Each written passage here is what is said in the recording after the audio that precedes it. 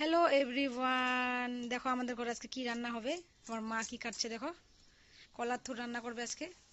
কলার থুর কাটছে মা। থুরটা অনেক সুন্দর দেখতে।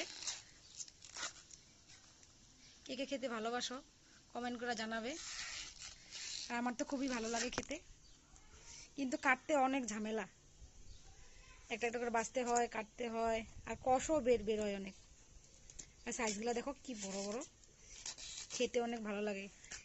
কে কে কী দিয়ে রান্না করে আমাদেরকে কমেন্ট করে বলবে। আমাদের ঘরে তো অনেক ধরনের রান্না করে মা। বড়াও বানায়, চালের গুঁড়ো দিয়ে, থুর দিয়ে। থুরটা ভালো করে বয়েল করে নিয়ে তারপরে ভালো করে কেটে নিয়ে তারপরে বড়া করে, ডাল দিয়ে চাল দিয়ে বড়া করে। তোমরা কেমনে কেমনে খাও বলবে সবাই।